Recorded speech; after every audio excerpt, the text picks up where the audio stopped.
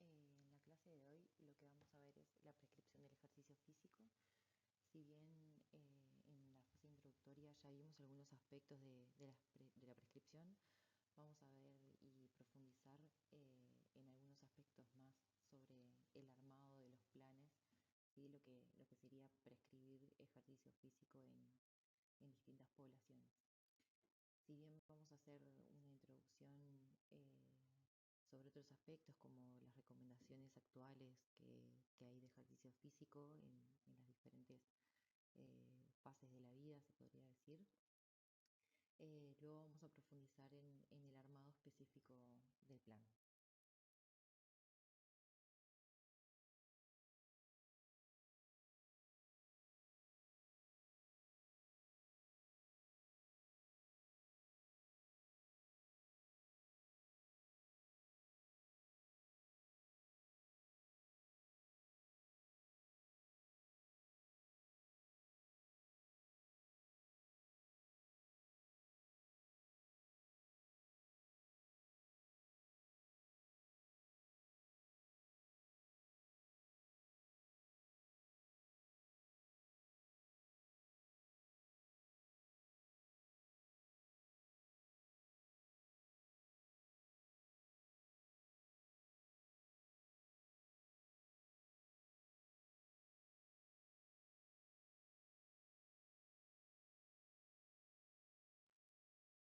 Muy bien, vamos a comenzar con el ejercicio aeróbico. Cuando hablamos de ejercicio aeróbico, de la prescripción de ejercicio aeróbico, vamos a ver que vamos a estar impactando en nuestra capacidad cardiorrespiratoria. ¿Qué quiere decir esto? Que a partir de esta prescripción, el objetivo que nosotros vamos a mejorar o que vamos a buscar es sobre la capacidad que tienen nuestros pulmones, que tiene el corazón, bueno, todo el sistema de transporte, los vasos sanguíneos y el músculo esquelético, ¿sí? El que va a ser el efector en este caso, el ejercicio. Vamos a estar hablando de la capacidad que tienen para transportar y para utilizar el ejercicio. ¿Sí? Esto lo vimos un poco en fisiología del ejercicio. Bueno, dónde se utilizaba el oxígeno, todos los procesos que habían dentro de la mitocondria, los sistemas energéticos. Ahora estamos hablando de, bueno, de la capacidad que tenemos nosotros para transportarlo y para utilizarlo específicamente para el ejercicio. Entonces, dentro de las recomendaciones generales que se hacen de la prescripción del ejercicio, vamos a tener que de frecuencia se recomiendan al menos 3 días por semana, ¿sí? Después tenemos que estas sesiones, estando entre 3 y 5 días, eso es lo más adecuado. ¿Qué quiere decir esto? Se hicieron muchos estudios donde se hizo la prescripción de ejercicio aeróbico y se vio, bueno, en qué días o en la cantidad de días que se pueden tener mayores beneficios. Entonces, en este caso, se recomiendan al menos 3 días a la semana para obtener beneficios. Algo que es importante tener en cuenta es que no todas las personas se benefician de las mismas recomendaciones. Siempre hablamos de un plan individualizado de ejercicio. Por lo tanto, algunas personas se pueden beneficiar con 3 días a la semana, pero quizás otra persona necesita más días por semana o incluso algunas personas con 2 veces por semana también van a encontrar beneficios.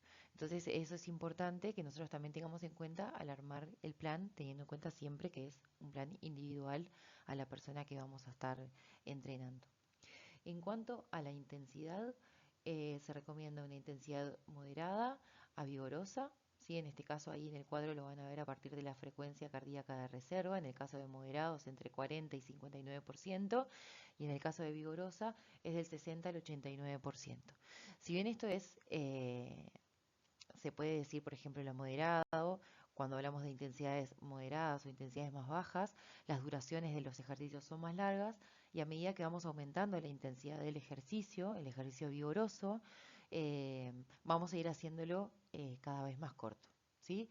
Entonces, siempre se recomendó el ejercicio, bueno, de más duración, de moderado a vigoroso, pero actualmente se está viendo que el ejercicio, por ejemplo, de alta intensidad o entrenamiento por intervalos, como es el HIIT y como es el SIT, esos dos tipos de estrategias, eh, el beneficio que tienen tiene un gran impacto en la capacidad cardiorrespiratoria, que es el objetivo que nosotros tenemos, pero a su vez demandan menor tiempo, ¿sí? Menor volumen de entrenamiento para los mismos objetivos. Entonces, en algunas personas que pueden mantener este tipo de metodología de entrenamiento, es una estrategia que también está buena. Eh, si no les gusta mucho entrenar, si no les gusta mucho mayor tiempo, son estrategias que nosotros podemos utilizar.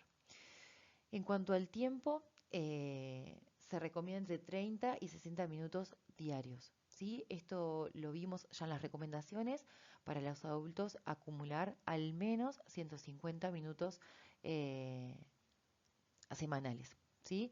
Este caso de intensidad moderada, y cuando hablamos de intensidades más vigorosas son más de 75 minutos por semana. ¿Sí? En el, en el, en el, en el tipo, ¿sí? Para la mayoría se recomiendan continuo o intermitente. Siempre se hablan de ejercicios más globales, ¿sí? En este caso puede ser caminata, puede ser trotes, pueden ser intervalos aeróbicos con ejercicios también que sean con, con características más aeróbicas. Puede ser un circuito, por ejemplo, como se hacen funcionales, pero que sean con un enfoque más aeróbico. Algunos de los ejemplos que mencionábamos, ¿sí? De protocolos de entrenamiento, en el caso de los intervalos, vamos a ver que tenemos varios tipos. ¿Sí? Tenemos lo que recién mencionaba HIIT, que es el entrenamiento de intervalos de alta intensidad, es High Intensity Interval Training en inglés. En el caso, por ejemplo, un protocolo 4x4, o sea, son 4 intervalos, 4 minutos cada uno. En este caso, la intensidad es alta, entre el 90 y el 95%, y 3 minutos de descanso entre esos intervalos. Eso sería un protocolo de HIIT. Después tenemos los que son el SIT, es Sprint Interval Training. En este caso son 3 intervalos de 20 segundos cada uno. Pueden observar que a medida que vamos achicando el tiempo, la intensidad va en aumento. En este caso, la intensidad es más alta. Y 2 minutos de descansos entre intervalos. Y como les mencionaba, también podemos tener circuitos que tengan también un enfoque en resistencia, por ejemplo, acá en la tabla que estamos viendo. Ejercicio con pesas, 5 repeticiones, 5 ejercicios, peso muerto, remo, levantamiento al frente, sentadilla frontal, press de hombros, descanso 2 minutos y repito 1 o 2 rondas. Eso sería un intervalo con un foco en resistencia. Y después tenemos lo que es el entrenamiento funcional de alta intensidad, ¿sí? En este caso son 3 rondas por tiempo. Acá se pueden mezclar un montón de ejercicios. En este caso, carrera de 400 metros, 10 levantamientos verticales y 10 burpees. Me parece que es claro que en algunas de las patologías que nosotros estamos viendo en educación física adaptada, algunos de estos protocolos no serían los adecuados, ¿sí? Eh, Cuando estamos trabajando con personas sanas, este tipo de protocolos los podemos usar y los podemos ir mezclando y los podemos ir variando. En el caso de personas que tengan determinadas patologías, o que tengan debilitamiento o que tengan cierta sarcopenia, este tipo de intervalos no están recomendados. Sí podemos comenzar realizando un ejercicio de intensidad moderada, de intensidad vigorosa, y a medida que vamos avanzando en la prescripción y vamos avanzando y vamos ganando mayor capacidad cardiorrespiratoria, mayor fuerza, mayor potencia, podemos ir introduciendo gradualmente este tipo de estrategias por intervalos. Dentro del ejercicio aeróbico tenemos diferentes métodos para estimar la intensidad. Algo que es importante aclarar es que siempre cuando prescribimos intensidad, siempre vamos a dar una franja de intensidad en la cual nos vamos a estar moviendo. ¿Sí? Calculo, por ejemplo, para hacer un ejercicio, si quiero entre el 40 y el 50%, calculo el 40%, el 50% y le doy, por ejemplo, una franja de frecuencia cardíaca que la persona tiene que ejercitarse. Ese sería un ejemplo para calcular una franja. Dentro de los métodos para estimar la intensidad, eh, hay unos cuantos, como pueden ver en la tabla. Van a ver algunos que son de intensidad relativa y otros que son de intensidad absoluta, ¿sí? En el caso de la intensidad relativa es relativo por ejemplo, a la frecuencia cardíaca de reserva, al consumo máximo que tenga la persona. Los métodos relativos son más, se podría decir, más asertivos en la intensidad y no tanto como los absolutos que no tienen en cuenta algunas características de la persona, entonces me puede estar sobreestimando la intensidad o subestimando, ¿sí? Entonces, en este caso, por ejemplo, la intensidad la tenemos clasificada muy leve, leve, moderada, vigorosa y casi máxima, máxima, y tenemos para calcular de forma relativa el porcentaje de la frecuencia cardíaca de reserva o el consumo máximo de reserva. Tenemos el porcentaje de la frecuencia cardíaca máxima, el porcentaje del consumo de oxígeno, ¿sí? O pico. Tenemos también las escalas de esfuerzo percibido, ¿sí? Habíamos visto la OMNI, la escala de Borg. Esas son escalas que se usan bastante de percepción de la intensidad del ejercicio. Y después tenemos la intensidad relativa a la capacidad máxima de ejercicio en MET, ¿sí? Recuerden que los MET son los equivalentes metabólicos, que un MET equivale a 3,5 mililitros kilogramo minuto, que es el consumo de oxígeno que tiene una persona en reposo, ¿sí? Entonces, a partir de ese valor, vamos haciendo múltiplos. Entonces, ahí vamos viendo si una actividad tiene 5 MET, eso quiere decir que son 5 veces el reposo, lo que es el gasto energético de la persona. Es algo importante es que hay unos compendios de actividad física, que ahí lo que podemos hacer nosotros es ver, bueno, cuántos MET equivale a una actividad que nosotros queramos ver. Esto se hace a partir de estudios, por ejemplo, se le pone un analizador de gases a una persona mientras está barriendo en su casa, mientras está sacando la basura, mientras lava el auto. Doy este tipo de ejemplos que no son, digamos, deportivos, pero bueno, se tiene información de un montón de actividades para ver, bueno, qué gasto energético tiene ese tipo de actividades y te los da en valores de MET. Entonces nosotros también podemos prescribir a partir de METs, ¿sí? En determinadas actividades que nosotros conocemos el gasto energético, podemos prescribirlo de esa forma también. Algunos de los cálculos de la intensidad ya los estuvimos viendo, pero bueno, vamos a repasar algunos de la frecuencia cardíaca, del consumo de oxígeno y los equivalentes metabólicos, cómo se calcula el porcentaje de la intensidad que nosotros queremos prescribir. En el caso de la frecuencia cardíaca de reserva, lo habíamos visto de la fórmula de Carbonen, teníamos la frecuencia máximo pico menos la frecuencia cardíaca de reposo. Eso lo multiplico por el porcentaje de intensidad que quiero prescribir, 50%, y a eso le sumo la frecuencia cardíaca de reposo, ¿sí? En el caso de el consumo de oxígeno de reserva es un poco lo mismo, ¿no? Tenemos que tener el valor del consumo de oxígeno máximo o pico. Esto puede ser a través de un test indirecto. Lo mejor sería que sea un test directo con un analizador de gases. Por el consumo de oxígeno en reposo, esto lo multiplico por el porcentaje de la intensidad deseada y eso le vuelvo a sumar el consumo de oxígeno en reposo. Nosotros si hacemos una ergospirometría y tenemos puesta una máscara donde se están analizando los gases de la persona, ¿sí? Podemos tener estos valores, tanto en el máximo de la prueba, tanto en el reposo. El otro es de la frecuencia cardíaca, ¿sí? Este es, bueno, tengo la frecuencia cardíaca máxima y le calculo el porcentaje. Recuerden que este tipo de cálculos tienen bastantes errores en el cálculo. En el caso de la frecuencia cardíaca objetivo, sería más adecuado utilizar la frecuencia cardíaca de reserva. En el caso también del consumo de oxígeno, teniendo el máximo o el pico, también puedo multiplicarlo por el porcentaje de la intensidad que deseo. Y después tenemos el de los MET, ¿sí? Esto teniendo el consumo máximo o pico de la persona, lo puedo dividir por el valor que es un MET, que es 3,5 mililitros kilogramo minuto, y esto lo puedo multiplicar por la intensidad que deseo, ¿sí? Cuando digo intensidad deseada, es si yo quiero que la persona entrene entre el 50 y el 60%, voy a hacer este cálculo para el 50% y luego lo voy a volver a repetir para el 60%. los valores que me va a estar dando son los que la persona va a tener que estar entrenando, ¿sí? Dentro de esa franja. En el caso de la estimación de la frecuencia cardíaca máxima, recuerden que si estamos tratando con personas jóvenes y sanas, puedo perfectamente hacer un test para valorar la frecuencia cardíaca máxima. La puedo medir directamente con un pulsómetro haciendo un test. Este, por ejemplo, puede correr 1000 metros a una intensidad máxima. Si bien hay mejores protocolos que estos, pero bueno, va a llegar a su frecuencia cardíaca máxima y nosotros, o pico para ese momento se podría decir, y nosotros podemos ya tener ese dato.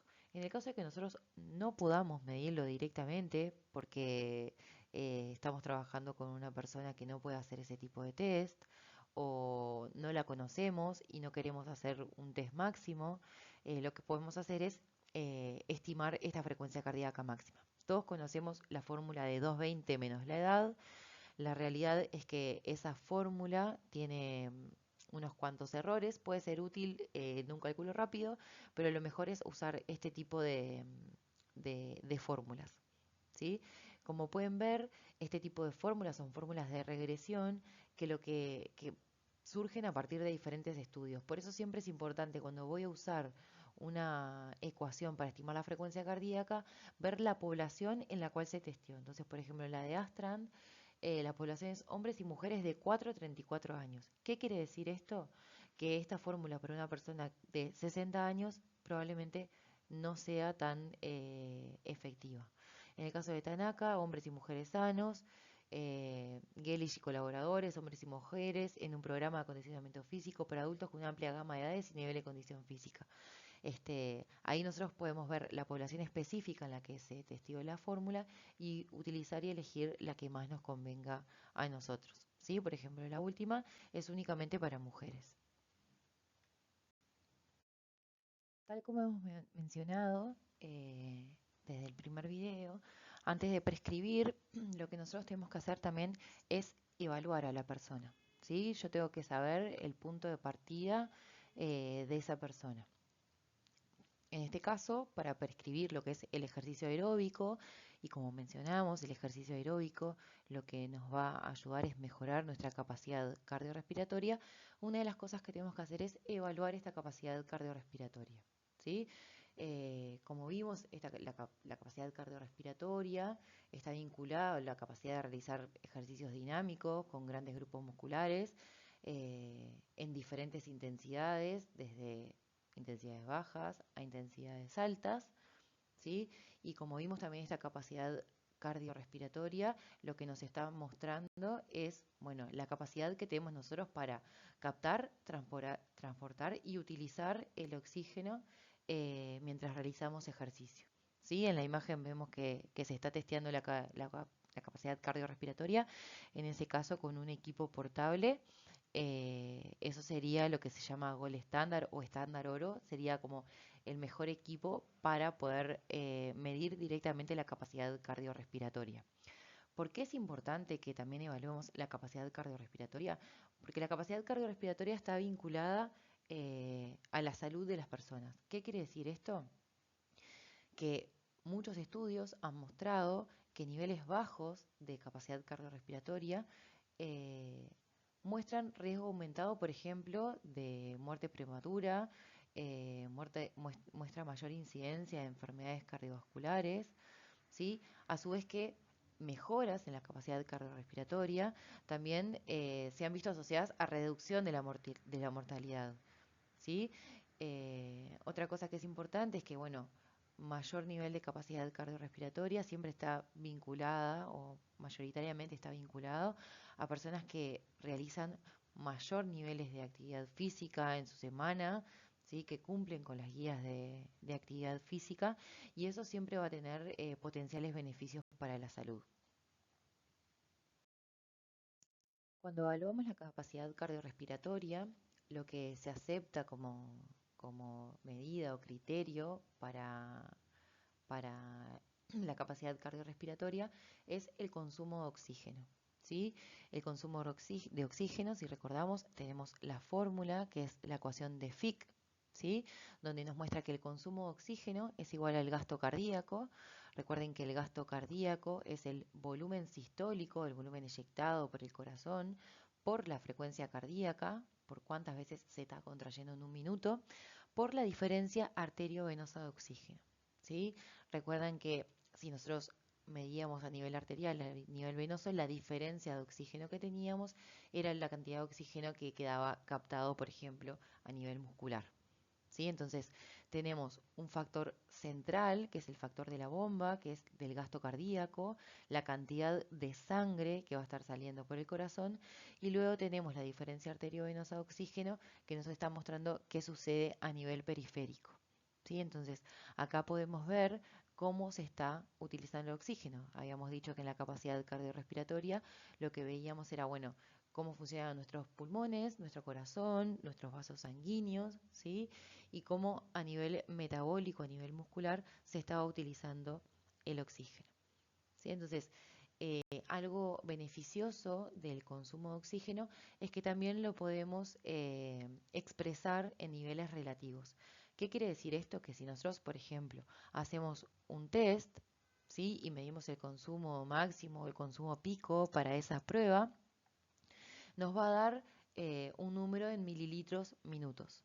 Pero nosotros lo podemos relativizar en lo que se llama mililitro, kilogramo, minuto. ¿Qué nos permite esto? Saber cuánto es por kilo de la persona. ¿Qué quiere decir esto? Esto nos permite comparar entre diferentes personas. No es lo mismo que se evalúe un rugbyista, por ejemplo, que se evalúe una gimnasta. No podemos comparar esos valores absolutos, sino que los tenemos que relativizar a su peso o, por ejemplo, a la masa magra que tiene ese deportista. ¿Sí? Si no, por ejemplo, si en la persona, si en el rugbyista me da, no sé, 60 mililitros minutos, ¿sí? Como valor absoluto, eh, no lo puedo comparar con la otra persona. Esto lo podemos ver más en profundidad dentro del reducido, pero es clínicamente el valor relativo es muy importante para poder comparar y ver comparaciones significativas entre diferentes individuos. En cuanto a los tipos de test, vamos a ver que tenemos diferentes opciones para evaluarlo. Podemos tener test que se realicen en el laboratorio, o en el campo. Por ejemplo, la ergoespirometría, que habíamos dicho que es el gol estándar, lo podemos utilizar, podemos realizarlo en el laboratorio o lo podemos realizar de manera ambulatoria en el caso de disponer de un equipo portable, ¿sí? Pero a su vez hay diferentes test que se pueden hacer en el lugar que se llaman de campo, que también son indirectos. Y ahí vamos a la segunda clasificación de tipos de test, donde tenemos test directos o test indirectos. Nosotros podemos hacer algunos test, como puede ser el shoot and run test, lo que se llama el yo-yo test, probablemente alguno lo haya hecho alguna vez en su vida, en el que va sonando un audio y hay que tocar diferentes conos. Eso, por ejemplo, es un test de campo indirecto para estimar el consumo de oxígeno, ¿sí? Y otra clasificación que vamos a tener es, tenemos test máximos o test submáximos. ¿Qué quiere decir esto? Un test máximo va a tener una intensidad incremental, ¿sí? A medida que va pasando el tiempo, la intensidad va a ir en aumento hasta que nosotros no podamos sostener esa intensidad y lleguemos a nuestro máximo.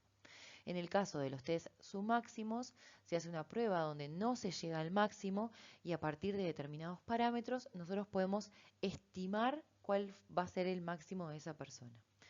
Eh, Claramente está visto que los tipos de evaluaciones, si yo lo puedo hacer con el gol estándar, una ergospirometría de forma directa y puedo ir a un test máximo, eso sería el ideal del test, pero la realidad es que en muchas poblaciones nosotros no podemos hacer ese tipo de test.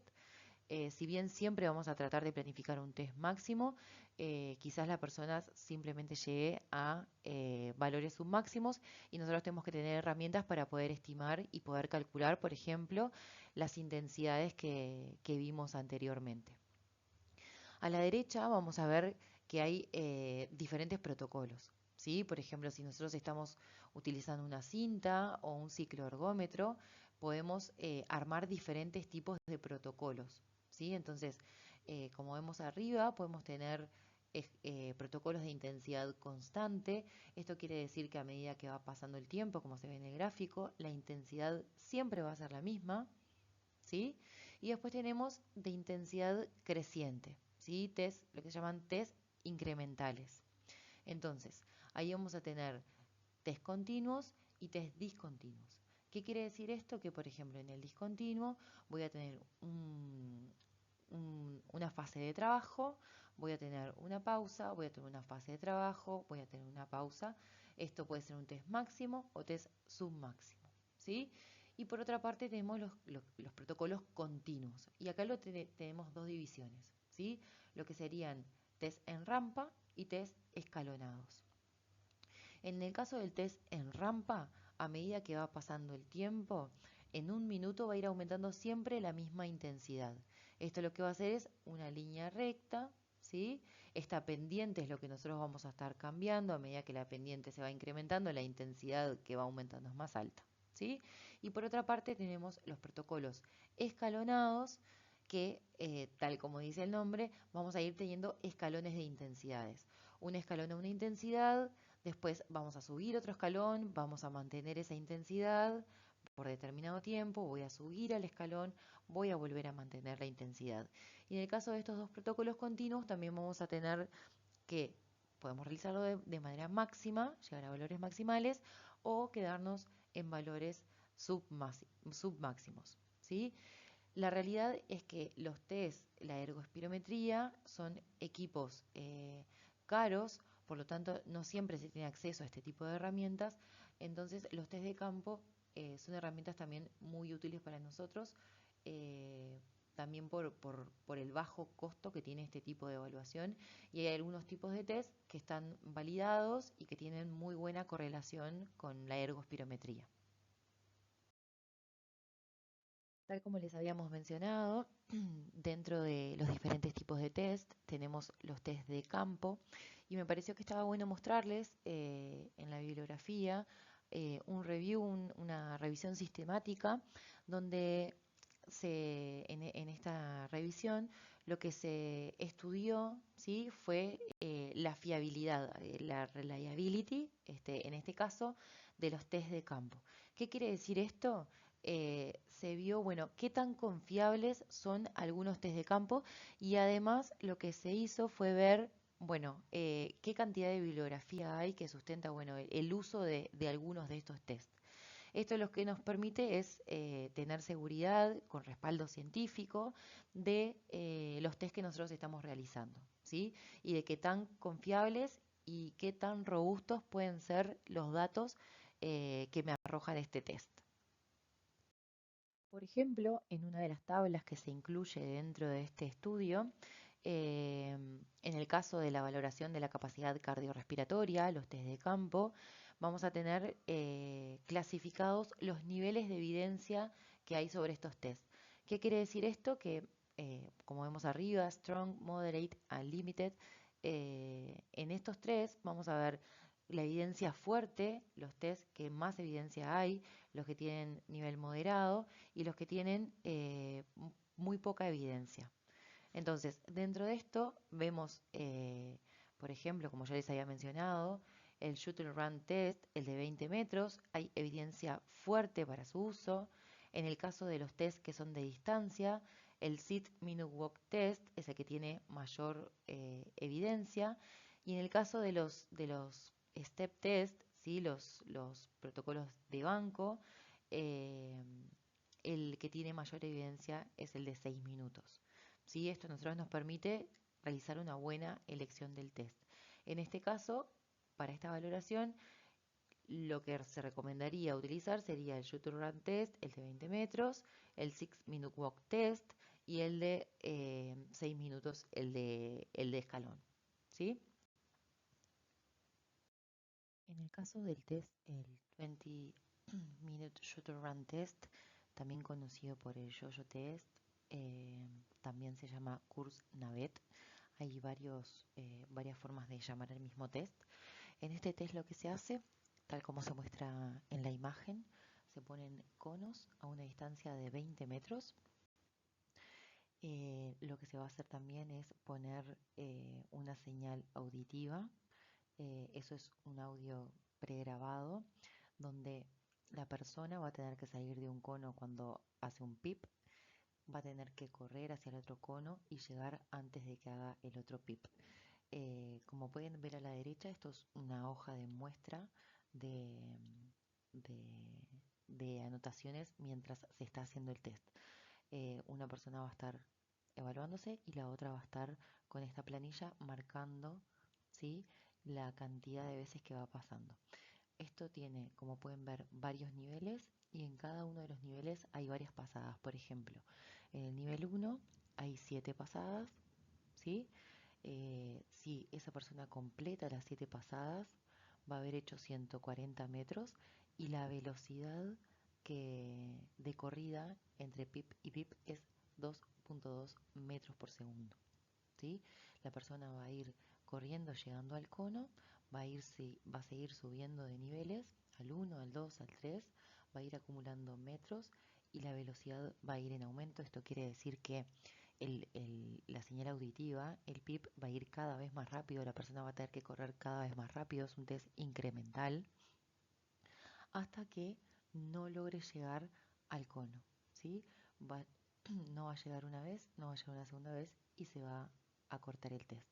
Ahí lo que hacemos con esta planilla es ver hasta qué nivel llegó, cuántos completó de ese nivel, la distancia que completó, la velocidad, y en esta tabla tiene un estimado del consumo máximo de oxígeno dependiendo del nivel que haya llegado. ¿Sí? Esto lo podemos ver ahí en la planilla. Otro de los test que es ampliamente utilizado, y este principalmente en personas que tienen patologías, ¿sí? El test que vimos recién, el Shoot and Run Test, necesita de una buena condición física o por lo menos que no tenga grandes limitaciones a nivel físico para poder realizarlo. En este caso, el test de caminata de 6 minutos es aplicable en una amplia variedad de patologías y está validado. Entonces es una buena herramienta también para poder estimar. Entonces, en este test lo que se hace es colocar dos conos, también como vemos en la figura. Pueden ser dos conos, dos marcas en el suelo, y estos están a una distancia de 30 metros. ¿Sí? En ese caso, la persona tiene que ir caminando de un cono al otro durante 6 minutos. Y lo que vamos a hacer nosotros es medir la distancia total que recorrió esta persona.